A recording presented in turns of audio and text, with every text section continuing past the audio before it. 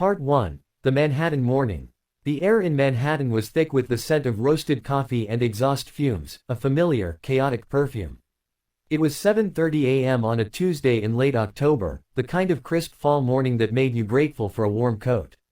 Zeke Alabaster, 28 and sharp as a tack in a tailored charcoal suit, stood by the massive arched windows of the Alabaster and Partners law firm on the 45th floor, overlooking the pulsing heart of the city.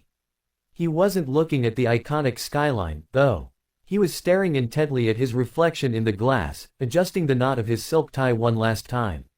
Everything about Zeke screamed, New York success story, a prestigious law degree from Columbia, a corner office, and a client roster that included Fortune 500 companies. Yet, beneath the calm exterior, his nerves were vibrating. Today was the day. The board of directors meeting. The final vote on the Park Avenue development deal, the biggest acquisition in the firm's history and the one that would secure his partnership. He'd lived and breathed this deal for the last 9 months, sacrificing weekends, sleep, and a social life that was already paper thin. He knew the proposal, the financials, the zoning laws, the projections, better than the back of his hand. A firm, measured knock came at the door. "Come in," Zeke said, his voice instantly dropping into his professional register. Kailani Patel, Zeke's brilliant and fiercely organized executive assistant, entered, holding a tablet and 2 cups of coffee. She was in her early 30s, dressed impeccably, a master of juggling schedules and diffusing corporate crises. She represented his indispensable safety net. "Good morning, Zeke. Everything's set," Kailani said, placing one of the coffee cups, a double-shot Americano, exactly how he liked it, on his enormous mahogany desk. "Mr. Thorne is running 5 minutes behind, but the rest of the board is in the main conference room. I've uploaded the final market analysis to the presentation deck." "Thanks, Kailani." Zeke took a slow sip, letting the bitter heat steady him. "Mr. Thorne, the firm's senior partner and the last bastion of old-school Wall Street law. The man Zeke needed to impress most. Did you manage to track down those revised tax estimates from the city council?" Kailani offered a small, knowing smile. "Found them at 11:45 last night, just as you predicted. They're on the 3rd slide. It strengthens our ROI projection by nearly a full %. It's a slam dunk." Zeke finally turned from the window, a genuine, relieved smile touching his lips. "You're a lifesaver, Kailani. Let's go make this happen." As he walked down the corridor toward the conference room, passing young associates who straightened their posture as he approached, Zeke felt a surge of pure confidence. He was ready. This was his moment. He didn't notice the older gentleman, dressed in a faded NY Mets cap and a worn jacket, sitting quietly on a public bench in Central Park miles downtown. The man was meticulously reading the financial section of the New York Times, his eyes glued to a small article buried deep on page B3. An article that contained a single, crucial detail about the Park Avenue development deal that Zeke Alabaster had somehow missed. Part 2. The critical detail. The boardroom was all polished steel and intimidating silence. The table, a vast expanse of dark cherry wood, reflected the anxious faces of the senior partners. Zeke Alabaster took his place at the head, the remote control for the projection screen clutched in his hand. He started the presentation with the confidence of a seasoned pro, despite being the youngest person in the room. He walked them through the numbers, the acquisition cost, the projected rental income, the favorable long-term tax structure. His arguments were airtight, his delivery flawless. And finally, Zeke announced, clicking to the penultimate slide, the return on investment. "With the revised city tax estimates we received last night, the net ROI for Alabaster and Partners over the first 10 years is projected at 12.8%, a full point higher than our initial target." A palpable sense of relief and approval settled over the room. Several partners nodded. The Park Avenue deal wasn't just profitable, it was a legacy project. The final word, as always, belonged to Mr. Thorne, a man whose face seemed permanently etched with the skepticism of 30 years in high-stakes law. He steepled his fingers, his eyes boring into Zeke. "A strong presentation, Zeke," Thorne conceded, his voice a low rumble. "You've addressed our concerns on the financing and zoning. But tell me this, the article from the Times this morning mentioned a new, landmark preservation initiative focused on mid-century modern architecture in that very district." It was small, buried on page B3. Did you factor that potential delay into your timeline? Even a 6-month halt for review would severely impact those early ROI projections. Zeke's blood ran cold. Page B3. He had seen the financial front page, he had seen the lead business section, but the smaller, hyperlocal section was always Kehlani's domain for supplemental details. He hadn't checked the full paper himself this morning, he'd trusted the deck. He had completely, catastrophically missed it. He swallowed hard, the silence in the room suddenly deafening. All those perfect numbers, all that meticulous planning, now hinged on a single, obscure news clip.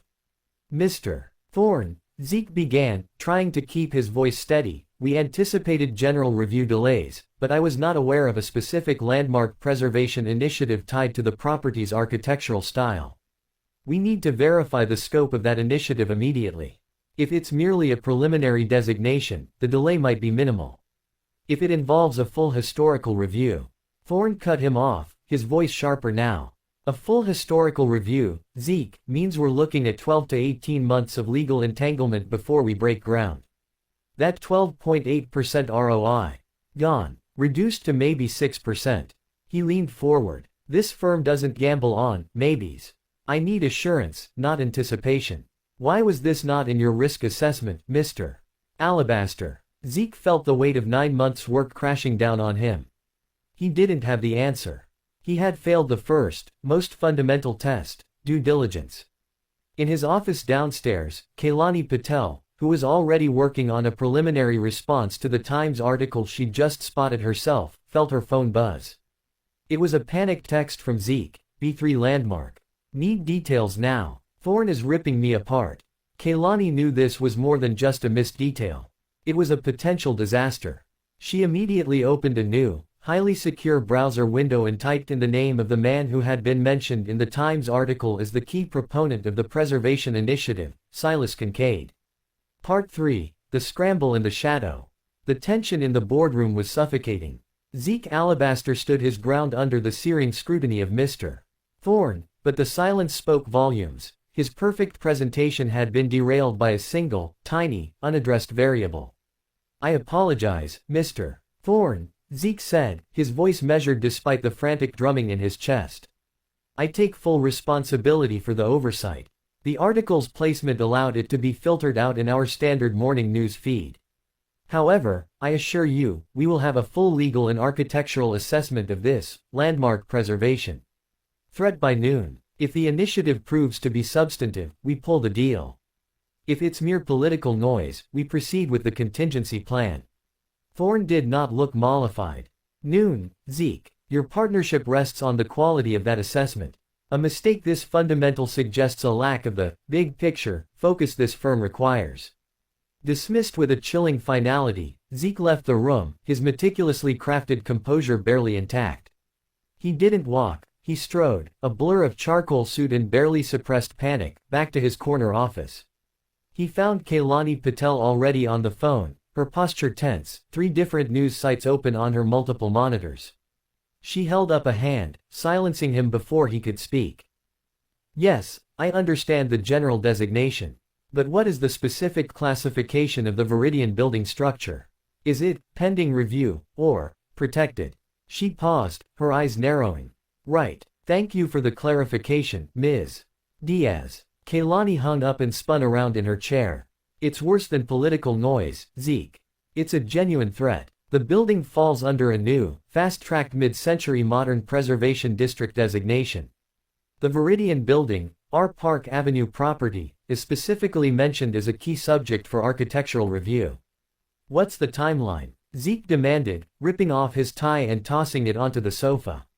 How long before they can slap an injunction on us?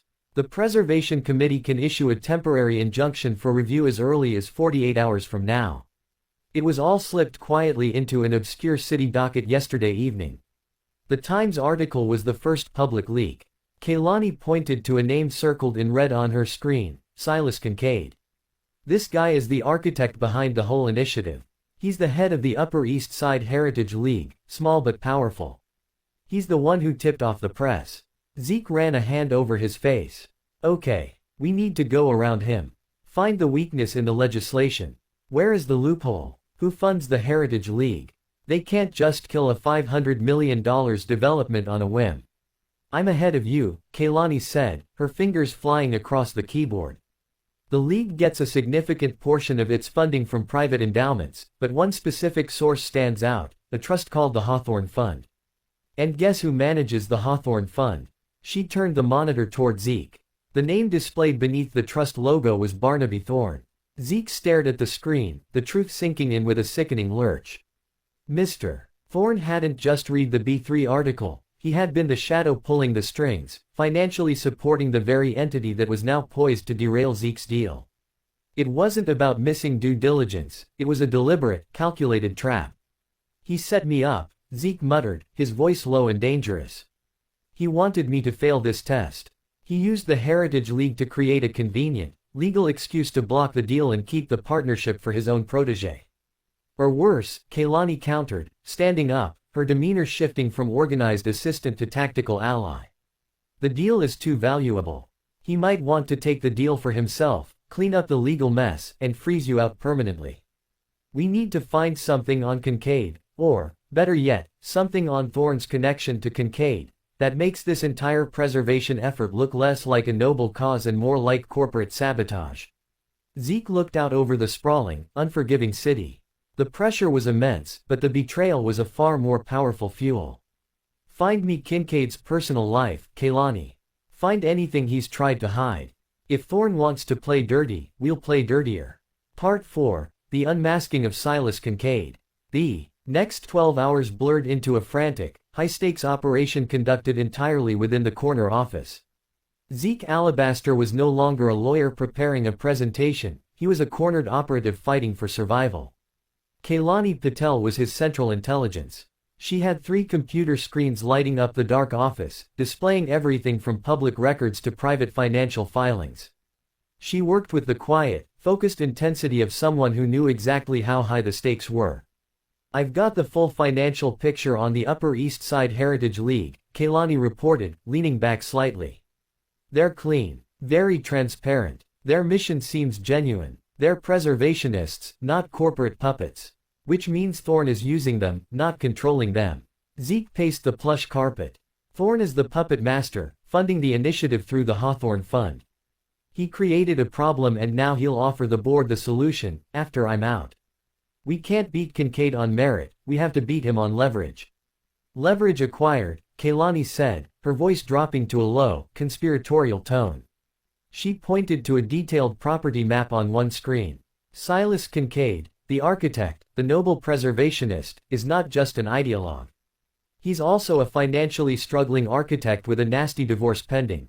Go on, Zeke urged, leaning over her shoulder. He owns a beautiful brownstone in Brooklyn Heights, Kaylani explained. It's unlisted and structurally protected by the city because of its age and history. The problem? He's desperately trying to sell it, but the protection status makes renovations impossible and drastically limits its market value. His ex-wife's lawyer is demanding an immediate sale to satisfy the divorce settlement. Zeke felt a triumphant spark. A hypocrite. The man who locks down other people's properties is trapped by his own. If he wants to save his reputation and avoid losing that brownstone in a fire sale, he needs that protection lifted. And who controls the strings on municipal zoning and historical review processes in this city? Alabaster and Partners, Kaylani finished with a sharp grin. Or rather, the political influence that comes with a $500 million development deal. We can't kill the preservation initiative outright, but we can offer Kincaid a lifeline. Zeke grabbed his jacket. The opportunity was too fragile for an email or a phone call, it required a direct confrontation. We're going to Brooklyn, Kaylani. We are going to offer Mr. Kincaid a devil's bargain, his brownstone for our high-rise. He makes the Viridian building controversy disappear, and we use every ounce of the firm's political weight to ensure his own property is quietly deregulated before his ex-wife's lawyer can move in. Kaylani quickly gathered her tablet and her purse. And what about Thorne? He'll know the minute the Heritage League backs down. That's the beauty of it, Zeke said, the thrill of the hunt replacing the earlier panic. We cut the head off his snake before he knows we even found the body. We handle Kincaid and secure the necessary delay. Then, we walk back into that boardroom tomorrow morning, not with an apology, but with the necessary political agreement that proves we are the only people who can get this deal done, with or without Thorne's old money connections. As they raced out the door, Zeke paused, a dangerous look in his eyes. Mr. Thorne wanted a fight for the partnership. He had just ensured he was getting one. Part 5, The Showdown in the Partnership. The meeting with Silas Kincaid was brief, intense, and deeply unpleasant. In a dimly lit cafe in Brooklyn Heights, Zeke Alabaster laid out the deal while Kailani Patel provided the surgical precision of the legal documents. Kincaid, the noble preservationist, crumpled under the weight of his financial distress. By the end of the night, he had signed an agreement to withdraw the Upper East Side Heritage League's specific objection to the Viridian building on the grounds of an internal re-evaluation of architectural priority, effective immediately. In exchange, Zeke had promised a silent, rapid deregulation of Kincaid's brownstone, a legal favor only a firm like Alabaster and Partners could guarantee. The following morning, Zeke stood before the board of directors again. The room was heavy with expectation. Mr. Thorne sat at the opposite end of the table, his expression a mask of practiced indifference, ready to administer the final blow. Mr. Alabaster, Thorne began, his voice smooth and authoritative. We are still waiting for your formal report on the landmark preservation threat. Given the severity of the delay, I am prepared to recommend to the board that we table the Park Avenue deal indefinitely and re-evaluate the leadership of the M&A division. Zeke did not falter. He simply smiled, a genuine, confident, and slightly cold smile. That won't be necessary, Mr.